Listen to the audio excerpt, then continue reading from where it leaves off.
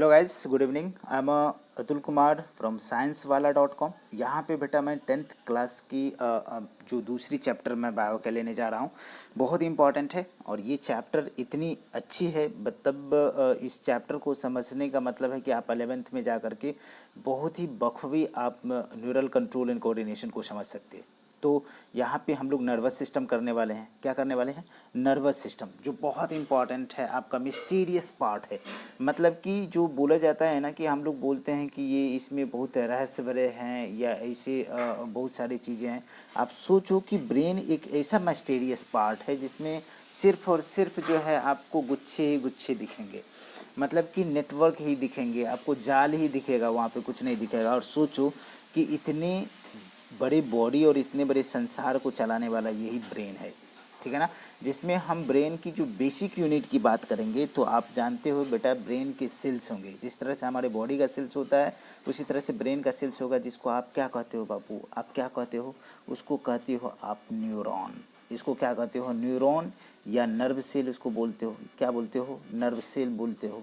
या उसको क्या बोलते हैं आप? ब्रेन के सेल बोलते हैं। आप क्या बोलते हैं? ब्रेन सेल्स बोलते हैं। इतने टर्म बोलते हैं।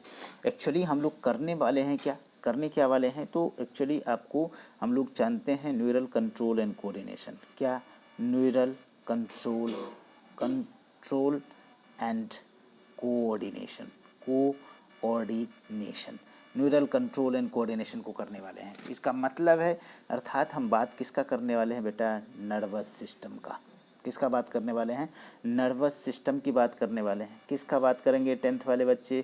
Nervous system. बिल्कुल आईसीएसई, सीबीएसई या अदर कोई भी बोर्ड हो, आप यदि एनसीईआरटी को समझ गए तो आप बिल्कुल सब बातें समझ गए। नर्वस सिस्टम की बात करने वाले हैं। इसके अलावा थोड़ी सी आपको हार्मोनल सिस्टम की भी बात करें हैं। हार्मोनल सिस्टम की भी बात करें हैं, जिसको एंडोक्राइन आप कहते हो। क्या कहते हो? एंडोक्राइन। तो चलिए हम लोग जो है चैप्टर पे चलते हैं, जहाँ से आपको बिल्कुल बखूबी जानकारी मिलेगा कि ये न्यूरल कंट्रोल एंड कोऑर्डिनेशन की बात करते हैं। इसमें दोनों कंट्रोल की बात करेंगे। बेसिकली आप लोअर क्लासेस की बात है यहाँ पे, तो आप जानते हो कि कंट्रोल एंड कोऑर्डिनेशन चैप्टर आपकी लिखी हुई है। ये कितना कितना नंबर का चैप्टर है बेटा? ये जो है 7th नंबर की चैप्टर है। जो किसका है जी? जो कौन सा चैप्टर है आपकी? ये जो है न्यूरल कंट्रोल एंड कोऑर्डिनेशन की 7th चैप्टर है, कंट्रोल एंड कोऑर्डिनेशन। ये देख लो, ब्रेन का फिगर आपका दिया हुआ है। कहीं ना कहीं यहाँ पे हमारा ग्लैंड होता है और अदर जगह भी ग्लैंड होता है, तो ग्लैंड के भी बारे में बात करेंगे। तो ये दोनों कंट्रोल की बात करेंगे। बेसिकली लास्ट में आपको दिखाएगा कि हम कहीं ना कहीं हार्मोनल कंट्रोल की भी बात करते हैं। न्यूरल कंट्रोल की तो करेंगे ही करेंगे, लेकिन हार्मोनल कंट्रोल की भी बात करेंगे। यहाँ पे आ जाइए बेटा, हमें बात करना पड़ेगा कि आपको बताया जा रहा है कि आप पिछले चैप्टर में आपने पढ़ लिया है लैब प्रोसेसेस के कंडीशन में। तो लैब प्रोसेसेस में हम लोग 4 सिस्टम को पढ़ा था, याद है ना। पहला तो डाइजेस्टिव सिस्टम, खाना खाते तो उसको पचाना पड़ेगा, और पचाने के बाद जो है जो हमें रॉ मटेरियल मिला उसका उसका कहीं ना कहीं हमको प्रोसेस आगे करना पड़ेगा। इसका मतलब है कि उसको डाइजेस्ट करके हम भेजेंगे ब्लड स्ट्रीम में। ब्लड में जाएगा तो बेटा कहीं ना कहीं हमको ब्लड में जाएगा तो ब्लड को ट्रांसपोर्ट करना पड़ेगा। तो कहीं ना कहीं हम बात करते हैं कि इसका सर्कुलेटरी सिस्टम, ट्रांसपोर्ट की बात करे थे, चाहे प्लांट की हो एनिमल की ट्रांसपोर्ट करे थे सर्कुलेटरी सिस्टम। जिसमें हम लोग हार्ट को पढ़े और हार्ट के सारे जानकारियाँ लिए कि हार्ट हमारा ह्यूमन हार्ट जो है 4 चैम्बर की होती है। कितने चैम्बर का हार्ट होता है हमारा? 4 चैम्बर, 2 ऑरिकल्स और 2 वेंट्रिकल्स, 4 चैम्बर के होते हैं। चलिए आगे हमने कहा कि ये ब्लड जो है, ब्लड की जो सर्कुलेशन करेगी पाइपलाइन। तो सर्कुलेटरी सिस्टम में आपने 3 चीज़ों को पढ़ा, हार्ट को पढ़ा, ब्लड वेसल्स को पढ़ा और किसको पढ़ा? ब्लड को पढ़ा, तीनों चीज़ें। तो उसमें से हमने क्या कहा कि जो भी डाइजेस्टेड पार्ट है उसको हम ब्लड स्ट्रीम के थ्रू जो है ऑर्गन सिस्टम, ऑर्गन टिश्यू और हर सेल तक ये मैसेज पहुंचाए, खाना पहुंचाए। और हम जानते हैं कि इसके बाद हमारा काम स्टार्ट होता है कि जब हम खाना वहाँ भेज दिए तो उस खाने को फर्दर ब्रेक डाउन करेंगे, ऑक्सीडाइज करेंगे और उससे एनर्जी लिबरेट होगा एटीपी के फॉर्म में, जो कहाँ करेंगे? सेल के अंदर होगा, जिसको आप सेलुलर रिस्पायरेशन करते हैं। तो हमने थोड़ी सी रिस्पायरेशन की भी बात करी। हालांकि हम ब्रीदिंग की बात करें, ब्रीदिंग बोले तो गैसियस एक्सचेंज की बात करें, तो कहीं ना कहीं ये सारे के सारे चीज़ होगा। अब होने के बाद जो भी कचरा हमारे बॉडी के अंदर बना है उस कचरे को हमने बाहर निकाला, तो रिस्पिरेटरी सिस्टम के बाद हमने एक्सक्रीटरी सिस्टम की बात करी। तो बेसिकली 4 सिस्टम को हमने लैब प्रोसेसेस में पढ़ा। अब हमारा जो ये चैप्टर है बेटा बहुत इंपॉर्टेंट है और बहुत ही माइस्टीरियस है। इसमें ब्रेन से रिलेटेड हम बात करेंगे, न्यूरॉन की बात करेंगे, इसमें कहीं ना कहीं इंडोक्राइन की बात करेंगे, हार्मोन की बात करने वाले हैं, मैसेंजर की बात करने वाले हैं। तो किस तरह से हमारे ब्रेन काम करते हैं और कैसे करते हैं, उस सारे के सारे छिलका छोड़ाने वाले हैं। ठीक है, तो आप पहले चैप्टर में पढ़े लैब प्रोसेसेस इन्वॉल्व है यहाँ पे maintenance functions of living organism, functions of living organism. There we had started with a notions we all have.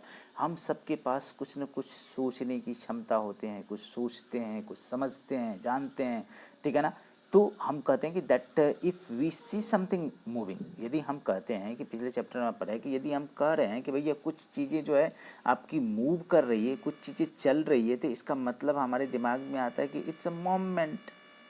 क्या दिमाग में आता है कि हमारे दिमाग में आती है कि मोमेंट की बात करी जा रही है, तो कह रहे हैं कि मूव कर रहा है, तो यहाँ इसका मतलब है कि हम लिविंग चीज़ों के बारे में बात कर रहे हैं। तो some of these moment are in fact of the result of growth. मतलब कि मोमेंट की जैसे भी बात करें तो कुछ का मतलब होता है कि इसमें ग्रोथ हो रही है। जैसे प्लांट के कंडीशन में बात करो, यदि हम एक सीड की बात करते हैं बेटा, तो सीड जर्मिनेट करता है और ज़मीन को फाड़ करके ऊपर बाहर आता है। जैसे ही ग्रो करता है तो we can see that the seedling moves over the course of a few days, ठीक है ना, moves the few days, it pushes soil aside and comes out। मतलब कि जमीन को फाड़ते ऊपर आते हैं। But if it is a growth, it's a growth we wait to be stopped. यदि ये इसकी ग्रोथ रुक जाए, this moment will not happen. Some moment as a many animals and some plant are not connected with growth. कुछ जो इस तरह की बात होता है प्लांट और एनिमल के कंडीशन में, जो कि ग्रोथ के कंडीशन में नहीं आते हैं। जैसे अपन बात करें कि एक बिल्ली दौड़ रही है, ठीक है, बिल्ली दौड़ रही है, तो ये क्या ग्रोथ कर रही है? नहीं भैया, वो खाना पकड़ने के लिए, चूहे को पकड़ने के लिए दौड़ रही है, ठीक है ना। यदि बच्चे खेल रहे हैं झूले पे, स्विंग कर रहे हैं, तो क्या वो ग्रोथ हो रहा है? नहीं भैया, वो क्या कर रहे हैं? मज़े कर रहे हैं, मस्ती कर रहे हैं। यदि बफेलोज जो है कट च्यू कर रहे हैं, कट च्यूइंग कर रहे हैं, मतलब कि चारा को जुगाली कर रहे हैं, तो अब क्या वो ग्रोथ कर रहे हैं? नहीं भैया, वो क्या कर रहा है? अपना खाना को चिबा करके पचा रहे हैं, ठीक है ना। ये कह रहा है कि not a moment caused by the growth, growth के द्वारा ये नहीं हो रहा है। अब कह क्या रहा है कि why do we associate with such visible moment with life, ऐसा क्यों होता है? तो सबका आंसर है भैया, आंसर क्या है कि think a moment as a response to change in the environment of the organism, ठीक है ना। Cat me running because same the moss, moss को देखा इसलिए। Not only that, we also think the moment of the attempt by the living organism use the change in their environment to their advantage, ठीक है। यहाँ पे बात करूँ environment to their advantage, plant grow out into the sunshine, plant जो है grow करता है सूरज के चमकने की दिशा में। Children try to get a pleasure and a fun out with swimming, swing के साथ, झूले के साथ। बफेलो जो है कट च्यू करता है, वह help break up the food so as to be able to digest it better, उसको अच्छे तरीके से पचा सके। When bright light is focused on our eye और when you touches the hot object, तो आप क्या करते हो? आंख बंद कर लेते हो। यदि लाइट आई, यदि कोई हॉट ऑब्जेक्ट, गर्म चीज़ें जो आपके आजू बाजू आ रहे हैं, तो उससे हटने की कोशिश करते हो। तो कहीं ना कहीं डिटेक्ट करते हो क्या? Change with the response to with the moment in our to protect themself, our self. हम अपने आप को बचाने के लिए क्या करते हैं? उसे प्रोटेक्ट करते हैं। If we think about more about this, इसके बारे में अधिक आप सोच सकते हैं। It becomes apparent that the all this moment in response to the environment is carefully controlled. बिल्कुल, each kind of change in the environment evoke an appropriate moment in response, response के appropriate moment करते हैं। when we want to talk to our friends in class, क्या हम यदि बात करते हैं, जब हम कभी क्लास में टीचर हैं या टीचर नहीं भी हैं, टीचर हैं, तो हम अपने दोस्त से यदि बात करते हैं तो क्या लॉडली चिल्ला के बात करते हैं कि अरे सुनो, ऐसे करके? नहीं, उसको बहुत ही मतलब कि फुसका के बात करते हैं। ये देखो, we whispers rather than the shouting loudly. चिल्लाने के अलावा जो हम बात करते हैं उसको लॉर्डली, सुनो भाई कुछ बात है, तो मतलब इस तरह की बात करते हो आप। तो यहाँ पे कह रहा है clearly the moment are able to depends on the event that trigger it. अब जिस काम को करने जा रहे हो उसका मोमेंट कैसा है, उसका जगह कैसा है, इन्वायरमेंट क्या है, therefore such a control moment must be connected to the recognization of various event in the environment. आप रिकॉग्नाइज करते हो इवेंट कैसा है, कैसा होना चाहिए, किस तरीके, तो हर चीज़ें आप बाकायदे कंट्रोलिंग सिस्टम में करते हो, followed by only the correct moment in response. Response कैसा आएगा उसके हिसाब से आप उस काम को करते हो। इतना बात तो समझ में आता है ये। अब हमारे पास कंडीशन क्या है कि जैसे थोड़ी सी यहाँ पे बात करूँ कि आपके कंडीशन में कि लिविंग ऑर्गेनिज्म मस्ट, ठीक है ना, must use a system providing control and coordination, उसको यूज करते हैं control, keeping with the general principles of the body organisations in a multicellular organism.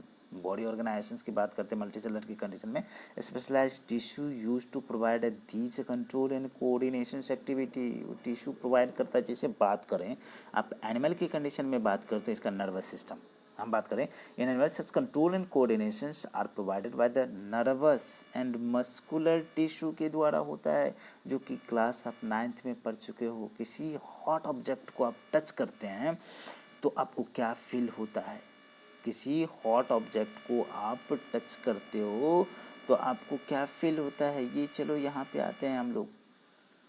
देखिए इस जगह पे अपन बात करें तो ये हमारा न्यूरॉन्स है, ये न्यूरॉन्स है। न्यूरॉन्स के कुछ जो हम जंक्शंस की बात करेंगे जो ऑब्जेक्ट की, तो चलो हम यहाँ पे बात करते हैं कि इसको बड़ा कर लेंगे। इससे पहले कि हम इसकी बात कर लें, इस न्यूरॉन की बात कर लें, इस न्यूरॉन की बात करें तो ये बेटा देख लो, ये न्यूक्लियस है, ठीक है। ये डेंड्राइट्स है, छोटी छोटी जो है, ये सेल बॉडी है, इसके अंदर साइटोप्लाज्म होगा, और ये बेटा यहाँ से यहाँ तक लेकर के एक्सॉन है, ये नर्व एंडिंग है। यहीं पे क्या बनेंगे, साइनेप्टिक नोब बनेगा, साइनेप्टिक नोब बनेगा, यहाँ पे दूसरा नर्व ज्वाइन करेंगे तो एक तरह का जंक्शन बनेगा जिसको बोलते हैं बेटा साइनेप्स। क्या बोलते हैं, साइनेप्स बोलते हैं, ठीक है ना। मस्कुलर जंक्शंस बनेगा, तो ये आ जाइए, मैं दो नर्व की जंक्शंस को बता रहा हूँ कि बिल्कुल बेटा यहाँ पे आ जाइए। ये एक्सॉन है, ये मस्कुलर जंक्शंस है जहाँ पे आकर के जुड़ रहे हैं, ये कैपिलरीज है, ये मसल्स फाइबर है यहाँ पे, ठीक है ना। ये जंक्शंस इस तरह से आपको आएंगे कि एक आपने क्या किया, एक छोटे से पार्ट को, साइनेप्टिक वेसिकल्स इसके अंदर केमिकल होता है जो एसिटाइल कोलिन हम बात करें, ये न्यूरोट्रांसमीटर के रूप में काम करता है, ठीक है ना। ये केमिकल मैसेंजर जो है इसको देंगे और ये स्टिमुलेट करके दूसरे सेल को, तो यहाँ पे हमारा माइटोकॉन्ड्रिया है, यहाँ पे कुछ काम करेंगे। तो बिल्कुल ये सारे के सारे बातें आपको दिखा रहा है। स्ट्रक्चर ऑफ न्यूरॉन और न्यूरोमस्कुलर जंक्शंस की बात कर रहे हैं, बिल्कुल आगे लेवल में हम लोग पढ़ेंगे, इसको थोड़ा सा डिटेल पढ़ने वाले हैं, ठीक है।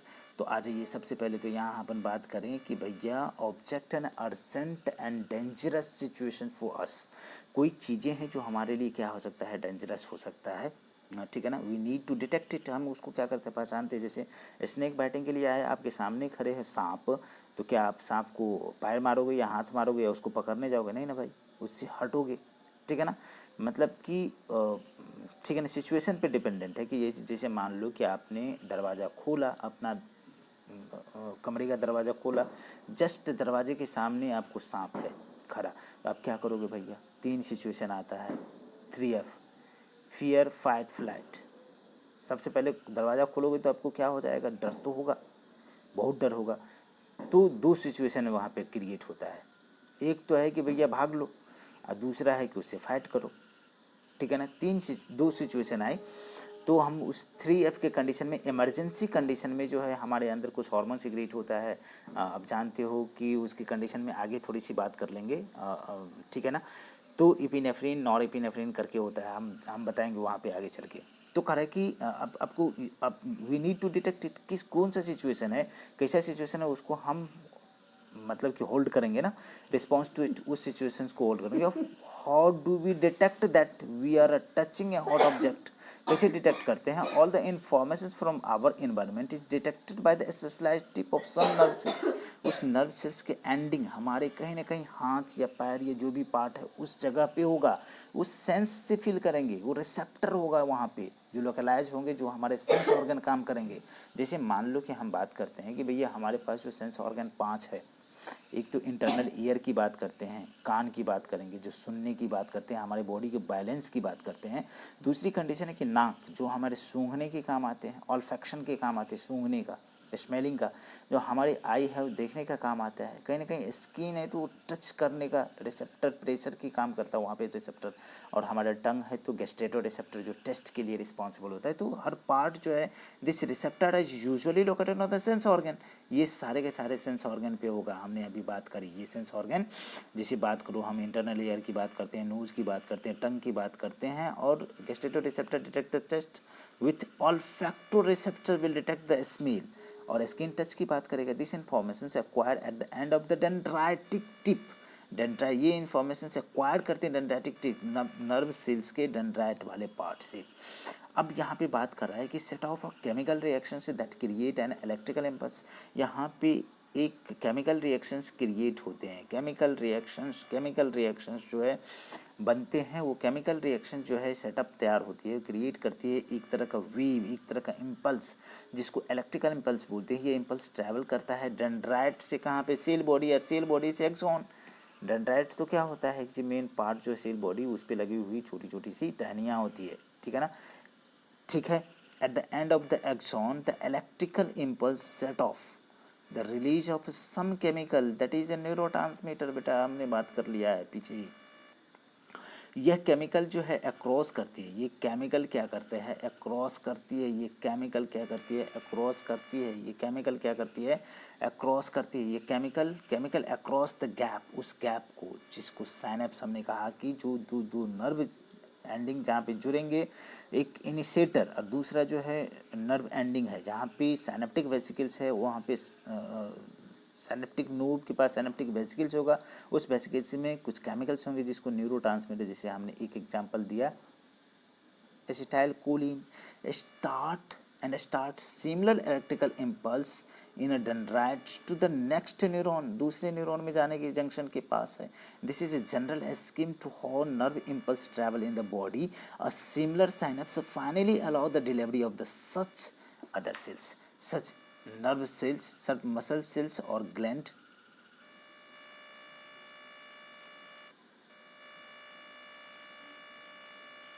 ठीक है, आ जा रहा है यहाँ पे। तो चलिए थोड़ा सा यहाँ पे देख लो, हमने क्या कहा,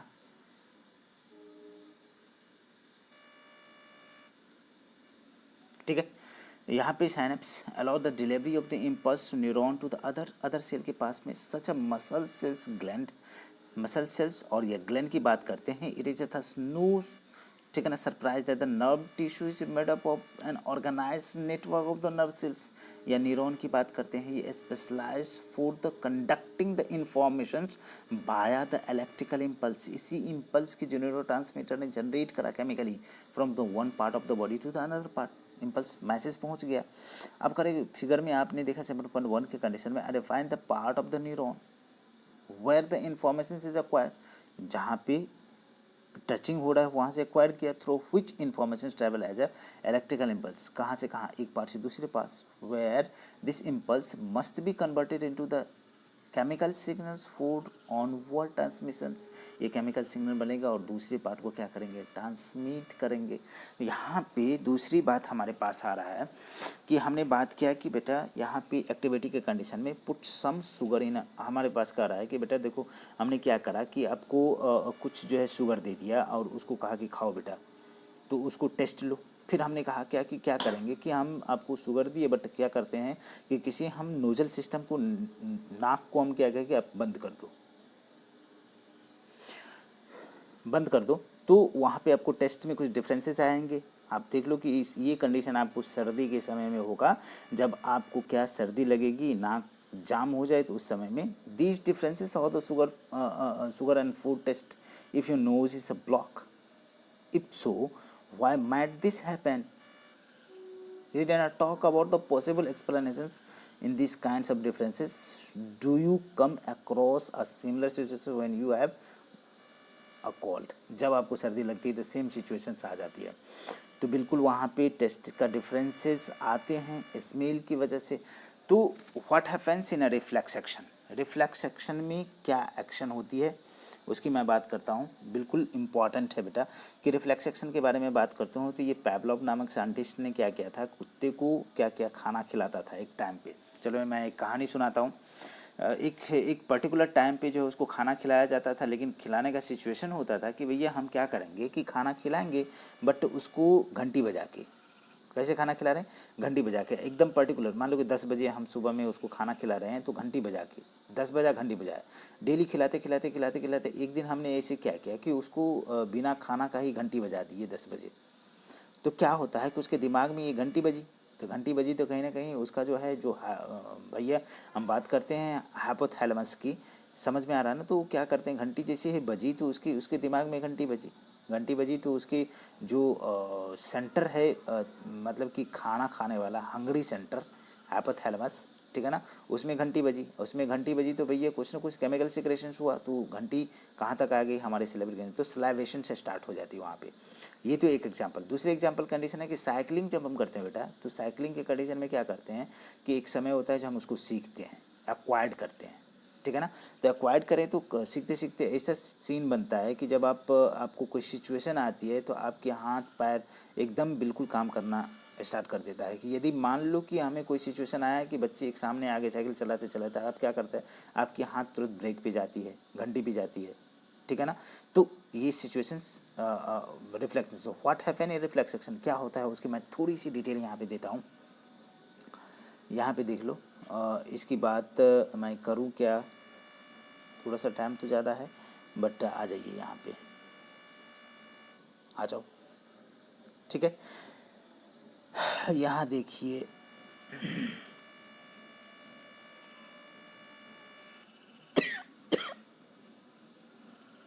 reflection, a word है we use very commonly when we talk about the some sudden action in response to something in environment। कुछ भी सडनली हो रहा है उसकी रिस्पॉन्स हम ले रहे हैं। यदि मान लो कि कोई हॉट चीज़ें हमारे आजू बाजू है, सटने आ रहा है तो हम क्या करते हैं, हाथ हटा लेते हैं, पैर हटा लेते हैं, जहाँ भी सटा वी से आई jumped out of the way of बस रिफ्लेक्सली।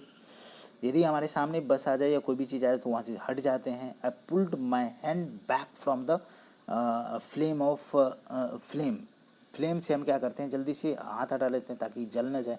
आई was so hungry my mouth start watering रिफ्लेक्सली।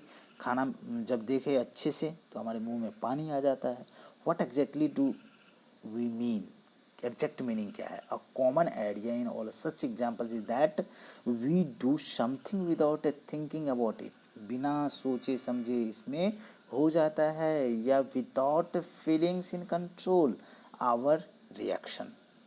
हम उसको क्या कर सकते हैं, उस फीलिंग्स को नहीं रोक सकते हैं। या these are situations where we are responding with the some actions to change in our environment. इस एक्शन को कंट्रोल करने के लिए how is a control and coordinate achieve in such situation, इस सिचुएशन को कैसे होल्ड आउट करेंगे। अब कह रहा है कि let us consider this further, take one of our example touching a flame in urgent और डेंजरस सिचुएशंस फॉर अस, ठीक है ना। In fact for any animals, किसी के लिए भी, हाउ वुड यू रिस्पॉन्स, किसी भी कोई सीरियस कंडीशन हो या कहीं पे डेंजरस कंडीशन हो या अर्जेंट कंडीशन जहाँ पे कोई फ्लेम लग रही है या आपको आग की जलन हो, how would we response to this, कैसे करेंगे हम, सडनली उसको हटा लेंगे हाथ। We seemingly simple we is to think consciously, ठीक है ना, about the pain and possibility of getting burnt। हम जल रहे हैं या किस तरह से हम उसको क्या कर सकते हैं, हम हटा सकते, उस पर सोचेंगे, ठीक है ना। अब कंडीशन क्या है कि यहाँ पे थोड़ी सी सीन बनती क्या है कि अब देखो यहाँ पे हम लोग बात करेंगे देयरफॉर मूव आवर हैंड, हम अपने हाथ को हटा लेंगे। इंपॉर्टेंट क्वेश्चन इज दैन तो how long we will take us to think all of this, इसके बारे में कितना जल्दी, क्विक एक्शन होती है, इंस्टेंट टाइम में ये सारे काम होते हैं। तो सोचो हमारा नर्व इम्पल्स कितनी तेज़ी से फास्ट से हमारे ब्रेन के पास मैसेज आता होगा। Answer depend on how we think. If nerve impulse are sent around, ठीक है ना, we too have a talk, about earlier, कितना अर्लियर सोच सकते हैं then thinking is also likely to involve the creations of the such impulse, impulse को create करने के बराबर है thinking a complex activity, so it about to involve the complicated interactions of many nerve impulse from the many neuron. ठीक है, in this the case it is no surprising that the thinking is an issue in our body consists of a dense network of intricately arranged neurons in sits in the forward end of this skull, receiving the signal from the all over the body which think about therefore the responding in them. मतलब कि ये nerve ending जो है, nerve impulse जो है, जितने भी nerve है वो हमारे नेटवर्क की तरह हमारे बॉडी में फैला हुआ, obviously in the order to receive the signal, signal receive करते हैं. Thinking part of brain in the skull must be connected to the nerve coming from the various part of the body. बिल्कुल हमारे brain में जो brain है जो school में सबसे ऊपर में रखा हुआ, वो कहीं ना कहीं सिमिलरली नेटवर्क से न्यूरॉन से जुड़े हुए हैं बॉडी के ऑल पार्ट से. If this part of a brain is to instruct the muscles to move and a nerve must carry this signal back to the different part of the body. मतलब कि एक तो हमें मान लो कि हमारे पैर में कांटा लगी तो क्या करते हैं, कांटे के सिग्नल हमारे ब्रेन तक गया, उसको निकालने के लिए ब्रेन ने सिग्नल दिया हमारे हाथ को, उसको निकालो. अब कंडीशन क्या है कि यहाँ पे सीन बनता है कि if all of this is done to be done when we touches hot object, क्या करते हैं, इट मे टेक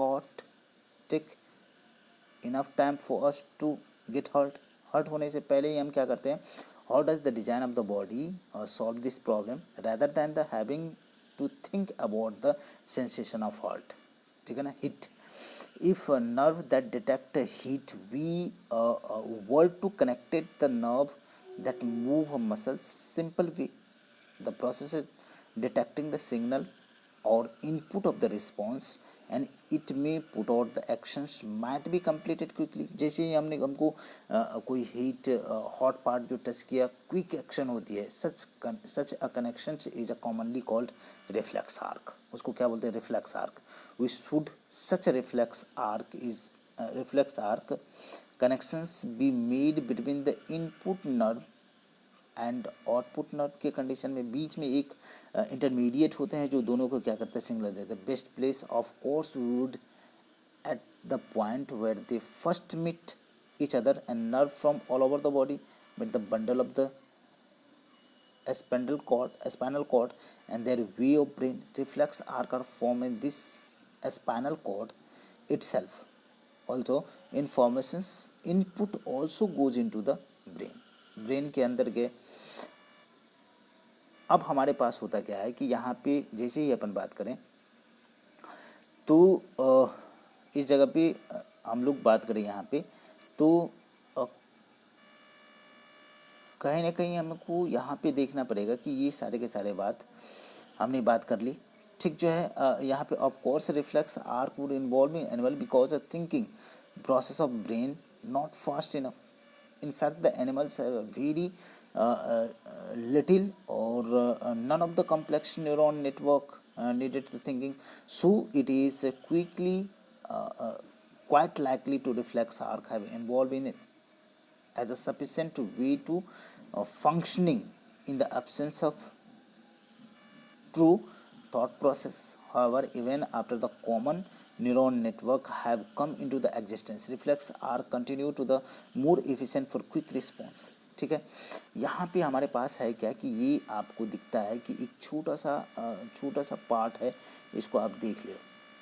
मतलब कि इसमें सारे के सारे रिफ्लेक्स एक्शन की बातें निकल के बाहर आएगी. जैसे देख लो कि हमारे पास है, इससे आपको रिफ्लेक्स एक्शन समझ में आ जाएगा. देखो बेटा, ये एक हॉट पॉट है, यहाँ पे गर्म पानी रखा हुआ है, ये हमारे हाथ इसके टच में आया है तो यहाँ पे हमारे स्किन में क्या होगा, रिसेप्टर होगा जो पेन और हीट को रिसीव करेगा. रिसीव करने के बाद ये सिग्नल हमारे जहाँ पे साइनेप्टिक जो साइनेप्स होंगे वहाँ पे भेजेंगे. सेंसरी न्यूरॉन जो सेंस को लेकर के गए, वहाँ से हमारे पास जो ब्रेन में गए, सीएनएस में, सेंट्रल नर्वस सिस्टम में, ये इंटरमीडिएट न्यूरॉन है जो रिले न्यूरॉन इसको कहते हैं. ये क्या करता है, रिले करता है, किसको इम्पल्स दिया। अब हम थोड़ा सा पेन चेंज कर ली दूसरी के कंडीशन में, तो ये यहाँ से हमारे पास क्या होता है कि मैसेज भेजता है हाथ को कि भैया तुम्हारे पास खतरा है, तुम हाथ को क्या करो, हटा लो, ठीक है ना। मैसेज क्या ब्रेन से, तो ये हमारा मसल्स जो अफेक्टर है ये क्या क्या हाथ को खींच लिया पीछे की तरफ, तो इसको बोलते हैं रिफ्लेक्स एक्शन। यहाँ पे आप देखो कि can you know trace the sequence of the event that occurs when bright light is a focused. बिल्कुल भैया, यहाँ पे हम ब्रेन की बात करेंगे तो हमारे पास जो ह्यूमन ब्रेन की बात करते हैं इसके 3 पार्ट होते हैं, फोर ब्रेन, ठीक है ना, मिड ब्रेन, और तीसरा जो है हम बात करते हैं हैंड ब्रेन। तो कंडीशन क्या है, फोर ब्रेन को क्या बोलते हैं, प्रोजेंसेफ्लॉन, मेसेंसेफ्लॉन, रॉम्बेनसेफ्लॉन। इसकी डिटेल स्टडी करेंगे हम लोग नेक्स्ट लेक्चर में, ठीक है। Thank you.